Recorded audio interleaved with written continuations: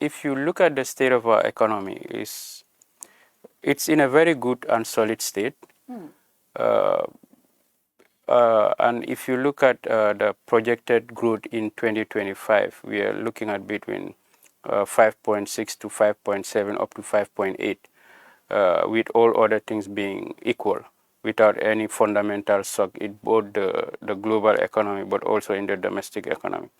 And looking at inflation, we also have managed to bring it down from a double digit to about 9.8% compared to other countries where you have inflation of up to 42%. So, and I also believe that in terms of pricing, fuel prices, we are among the cheapest in the sub-region. So there are a lot of fundamental issues that are solidly helping the economy, especially when you come to the sectors that are driving growth, one of which is the construction sector. These are facts that are undeniable. If you leave your premises, you go, you see how construction is doing. And that is because the economy is considered by investors that there is a very positive outlook there for people to come and invest in those areas. And agriculture also has started to see very impressive growth. So those services sector. And services here, it goes beyond tourism, wholesale trade, and but also fintech. The recent arrival of Wave has also changed the dynamics in terms of what kind of services, especially digital services, that would also propel growth and also provide an inclusive economic circumstance for both government and also private sector, and also the less privileged groups of the society. But how would you say our economic outlook is doing good? For example, number one, you said inflation is been brought to the single digit 9 point something. Yeah. The things that determine inflation in the market is, I know you guys don't, it's GBOS who generate those numbers, but it's generated from the price of commodities in the market. Yes. Now, all of these commodities that we consume, the prices have not gone down. Maybe they have been steady. Some of them have been steady, some have gone up, but they have not gone down. How does that reflect of what GBOS is telling us, that inflation numbers have gone down? Number one. Number two, that is one of the determinations why we can say our economy is doing well. Number two, our dalasi continues to depreciate against all major currencies, the CFA, the pound sterling, the dollar, the euro. And still, you tell us this is one of the determinations, right? Our food prices are high. The dalasi is depreciating. At some point, even when the minister came to this National Assembly, he said the reason why he was late, I think, or the budget was something like he came to ask for supplementary, I think, and he said because the money that we were expecting from abroad was delayed or something like that. All of these factors are there. How is our economy doing well if all of these factors that I just said are still there? The first thing I want to also give a disclaimer or some clarity with respect to inflation. Mm-hmm.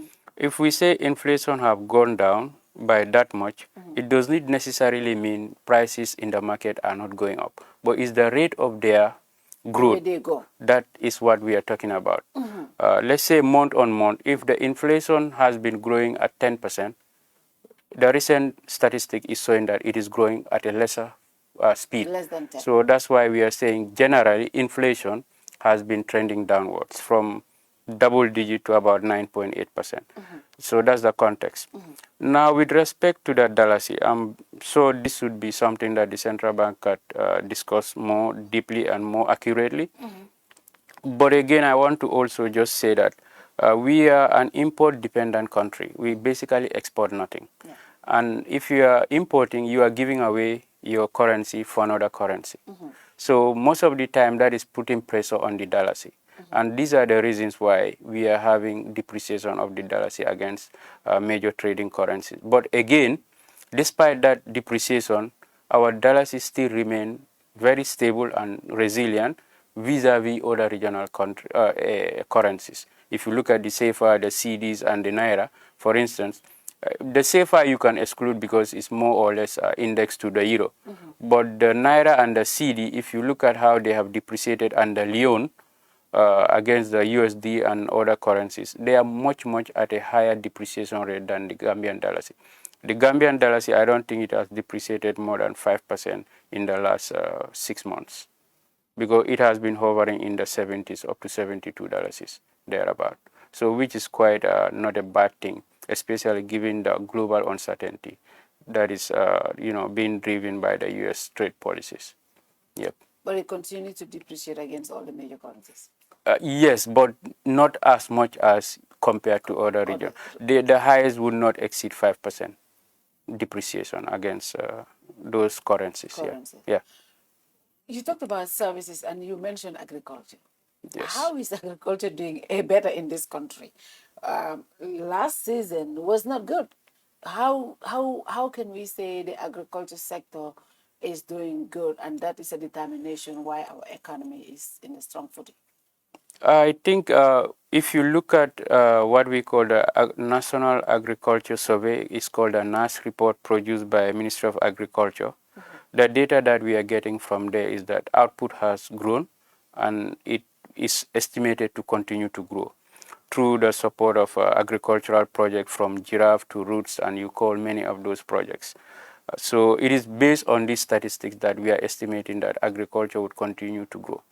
But in addition to that, I think part of the tax policy support that we did for the sector was to look at how do we provide tax policy that will support mechanization and commercialization and improve the productivity of the sector.